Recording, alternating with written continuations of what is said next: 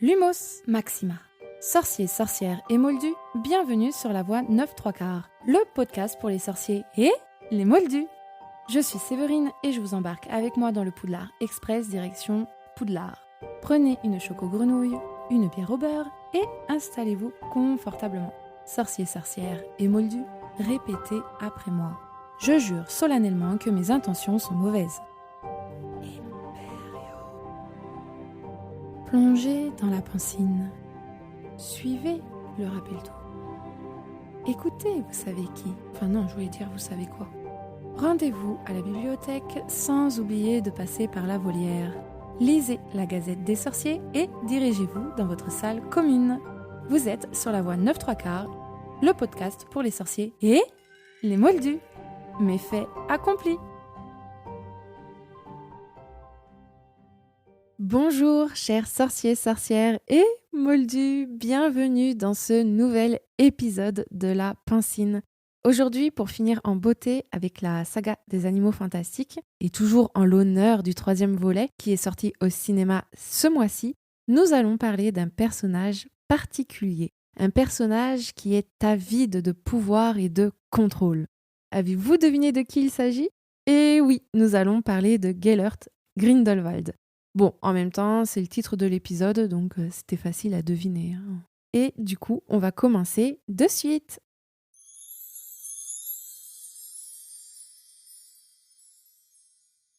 Un jour, un petit garçon rêvait de pouvoir, le pouvoir de devenir un homme puissant. Et un jour, ce petit garçon devenu grand se rend à l'étranger, chez sa tante, dans un village.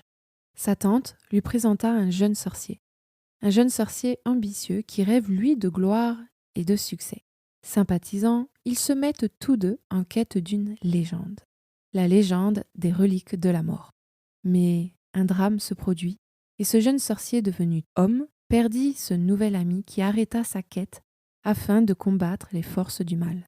Cet homme continua donc sa quête seul, à la recherche de fidèles. Cet homme devenu de plus en plus puissant manipule et utilise la force pour le plus grand bien.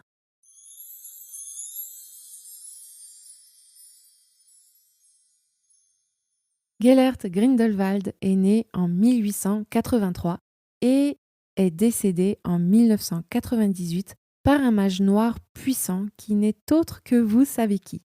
Grindelwald est considéré comme le sorcier le plus connu de son temps, mais aussi l'un des plus puissants et des plus dangereux. Alors pour commencer, Gellert Grindelwald a fait sa scolarité dans une école des pays du Nord, Durmstrang. Gellert est un élève tout aussi brillant que Dumbledore, mais il était déjà réputé pour l'intérêt qu'il portait envers la magie noire. Ainsi, au lieu de mettre à profit ses talents pour obtenir des prix et des récompenses, il se consacra à d'autres ambitions.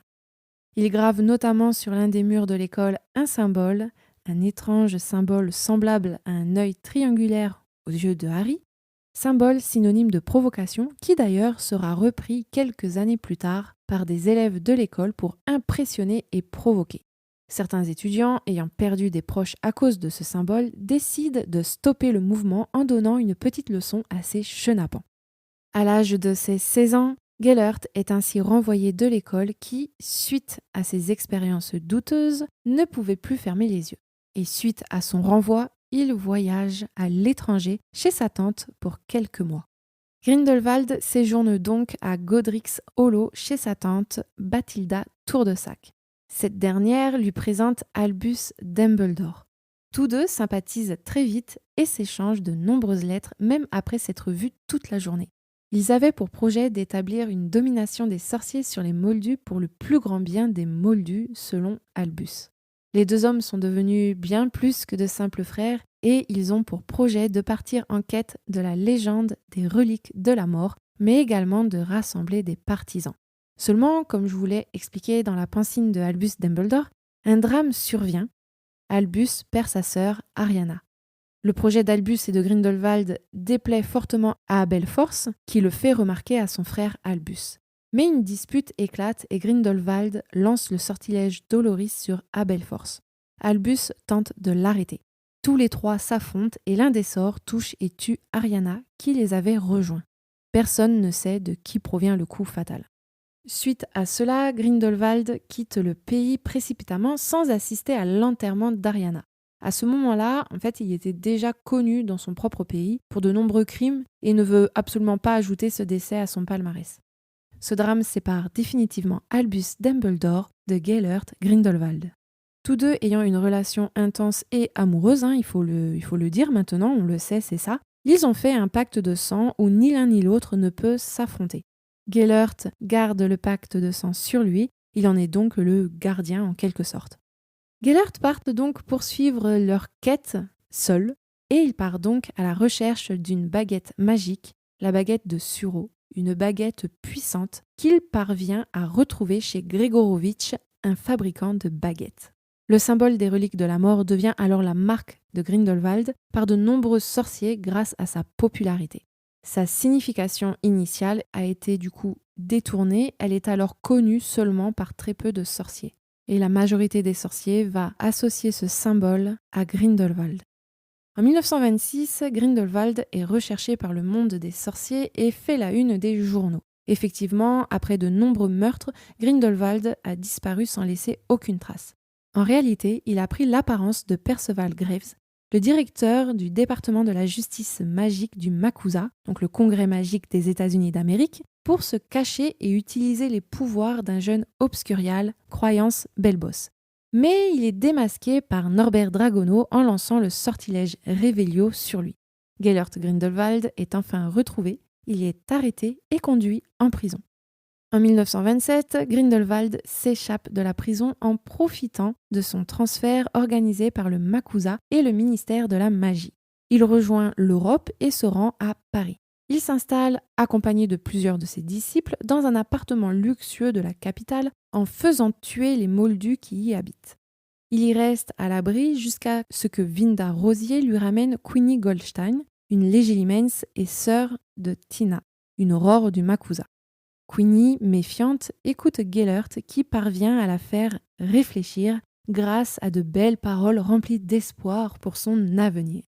Gellert donne ensuite rendez-vous à ses partisans au cimetière du Père-Lachaise où il parvient à faire venir Croyance, Queenie ainsi que des aurores et d'autres personnes, bien évidemment.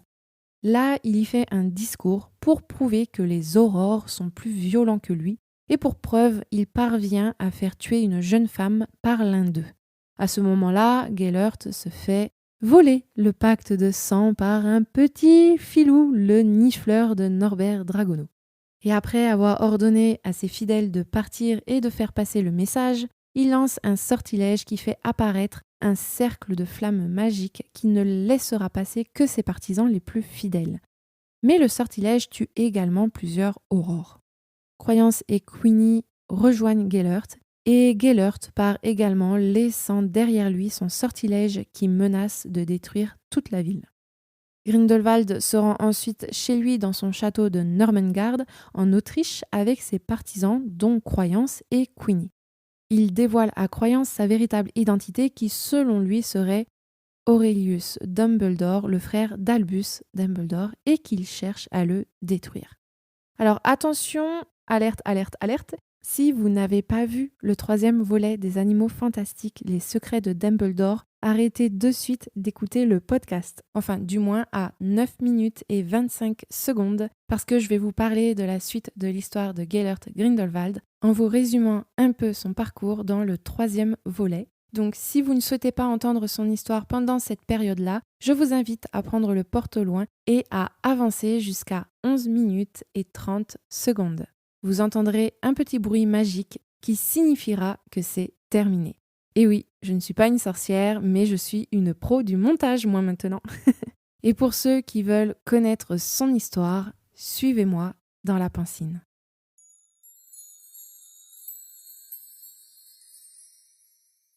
Dans les années 1930, plus ou moins, Grindelwald revoit Dumbledore qui tente de le raisonner, mais en vain. Grindelwald est toujours recherché par la communauté magique et il a le pouvoir de voir des fragments de l'avenir. Il se sert de croyances afin qu'il tue Dumbledore et se sert également de Queenie qui, grâce à ses pouvoirs, parvient à savoir des choses qu'il ne devrait pas. Grindelwald a pour projet de devenir le représentant de la Confédération internationale des sorciers en manipulant un bon nombre de personnes comme à son habitude. Il parvient à être absolu de ses crimes sur les Moldus et à se présenter aux élections pour devenir le chef de la Confédération internationale des sorciers. Selon la tradition des sorciers, une créature magique, le Chilling, s'incline devant la personne dont le cœur est le plus pur.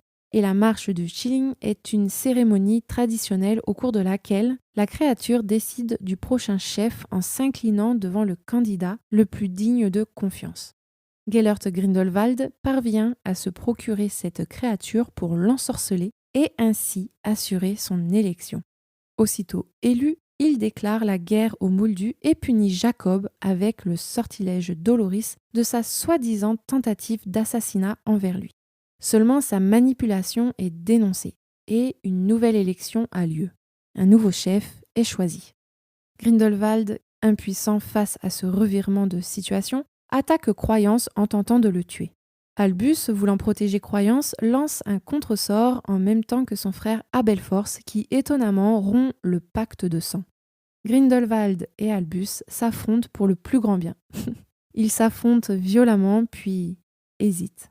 Grindelwald parvient à se protéger et avant d'être capturé, disparaît à nouveau dans les airs.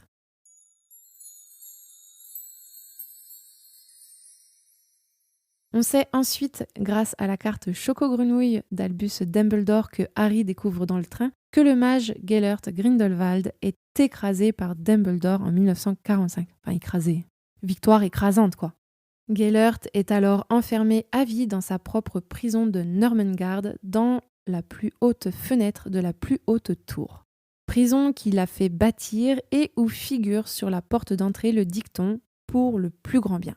En 1998, Voldemort se rend dans sa cellule afin que Gellert lui révèle où se trouve la baguette de Suro.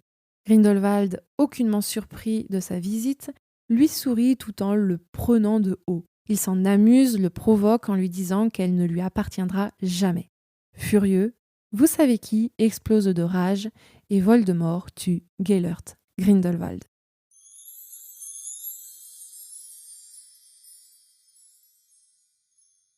Et voilà pour notre très cher Gellert Grindelwald. L'épisode touche à sa fin et j'espère sincèrement qu'il vous a plu.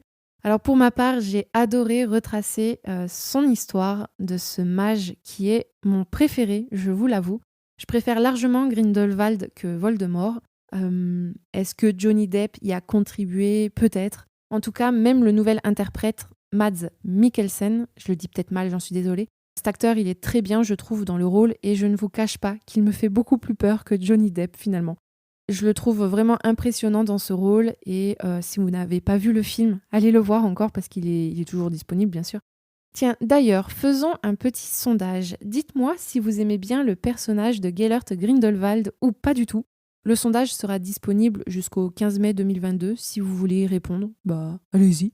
Je vous rappelle que le sondage est uniquement sur Spotify, mais dites-moi dans ces cas-là en commentaire sur la chaîne YouTube du podcast si vous n'êtes pas sur Spotify. Sur ce, mes chers sorciers, sorcières et moldus, l'épisode est fini.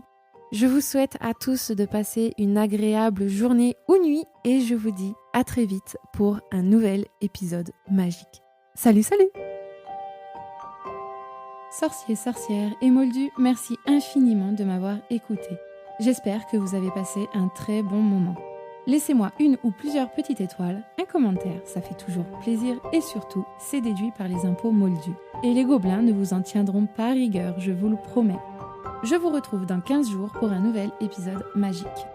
C'était La Voix 9 3/4, le podcast pour les sorciers et les moldus. À très vite les magicos. Nox!